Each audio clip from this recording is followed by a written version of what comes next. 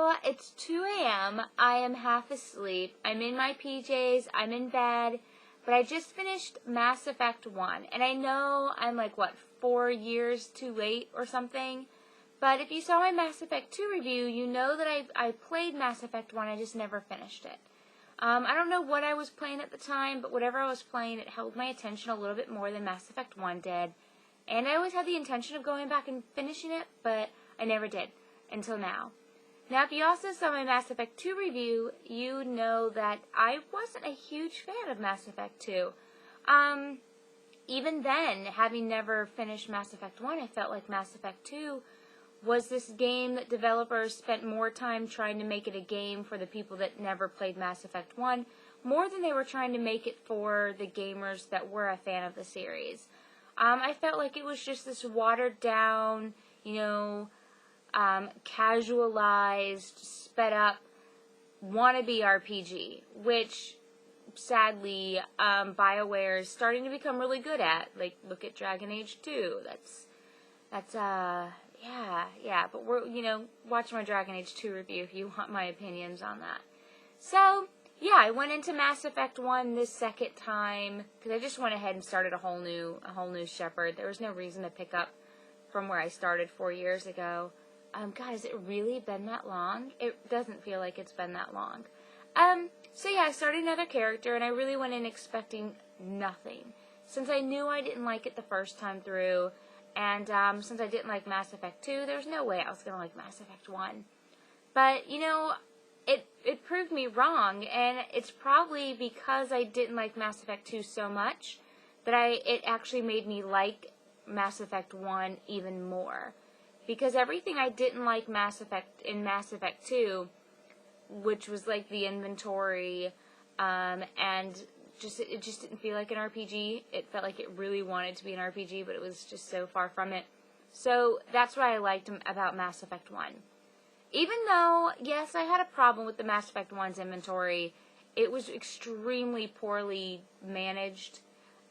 It was just a pain in the ass to do anything in inventory. But you know what? I'd rather have a shitty inventory than no inventory at all. And you really have no inventory at all in Mass Effect 2. And there wasn't a whole lot of options for leveling up in Mass Effect 1. Not a whole lot of, skill trees. But it's better than none.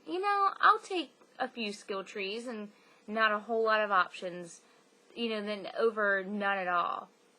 So I liked that. The few things I didn't like about Mass Effect 1 were definitely the repetitiveness in the side missions and the planet bases. I don't know how many times I went to, just this random planet to harvest minerals, and, I'd go into a base that was there, and the layout was the exact same as the last 6 planets I've been on. That was pretty silly. And driving the Mako, the little rover? Oh my god, that was some of the worst, driving controls I've seen in a long time. But then again, yes, this game is 4 years old, so I will let some of that pass. But even for 4 years, the driving controls were pretty bad.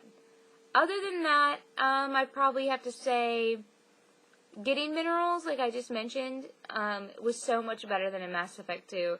God, scanning the planets for minerals in Mass Effect 2 was probably one of the worst game design decisions, at least in the past 2 or 3 generations of game systems. That was just stupid. So I really didn't mind driving my little poorly controlled rover around. And I had a fun time, a little mini game with myself, trying to flip that thing. It's really hard to flip, actually, And I had a good time trying to flip it. I think I actually got it to flip twice. And when I did, the game kind of bugged out, the camera would go down into the planet and everything. But, again, like in Mass Effect 2, my Shepard is so creepy. Come on, BioWare. Can our self-main characters never smile? They never smiled in Dragon Age either. And that's a little creepy. Also, I didn't like the relationships. They were just so stale. I thought the characters were just kind of stale. None of them really had a lot of personality. They each had their own kind of little personality, but none of them really stood out as much. And I think BioWare really did a good job of the relationship stuff in Dragon Age 1, but then again, they went back in Dragon Age 2 and just completely destroyed it again. So I don't even know where that company's, what they're trying to do with their games right now. So, all in all, I definitely like Mass Effect 1 more than Mass Effect 2.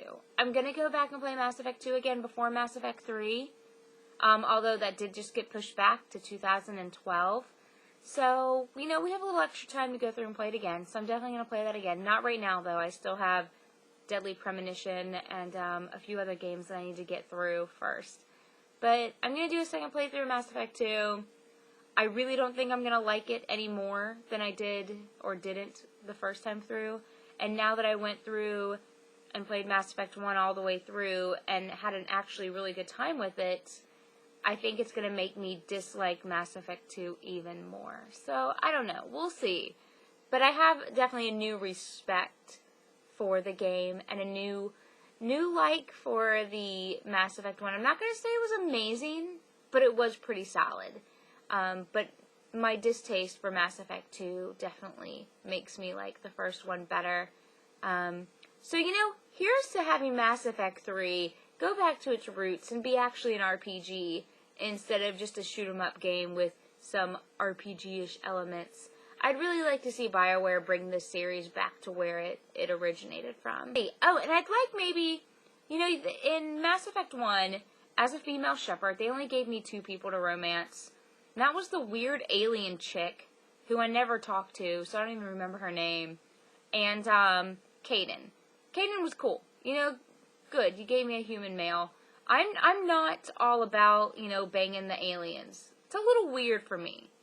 Mainly because, why would you start up a romance with a alien, not knowing what kind of parts they got going on down there? They might have all sorts of tentacles.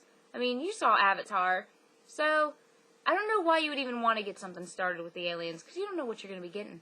So, for me, I would like to see, for Mass Effect 3, maybe some hot human female character that my female Shepard can get her fun on with, and another male human would be nice. I know Mass Effect 2 had that one guy, but he was so boring. I romanced him anyways, but yeah, he was probably the most boring of my party. I like maybe if I had kind of my pick of the litter. That'd be good, definitely.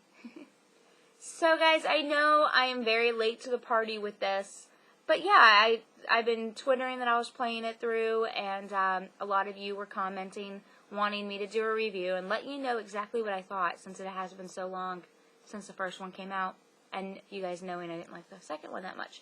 So this one's especially for you guys that are on Twitter that have been asking for this. I love you guys, you're the best, and as always, thanks for watching. Oh, before you go, I have a little friend behind me, if you can see. You guys know I got a new puppy. Her name is Yoshi. Come here, Yoshi. Come here, bye. And again, it is 2 a.m., so it's like everybody in this house is so tired right now. This is Yoshi, my new little puppy. She loves to get kisses.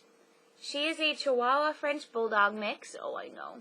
And if you notice, her collar is pink, because that's, you guys know, it's my favorite color. And, I named her Yoshi. It never says in the Mario universe if Yoshi's a boy or a girl, so I figured maybe Yoshi could be a boy or a girl's name. So, and because you guys recommended that name. It was either Yoshi or Sega. Or I liked Kirby too, but, come on. Oh, she just stuck her tongue in my mouth. Gross. But she's definitely got more of a Yoshi face, so this is her.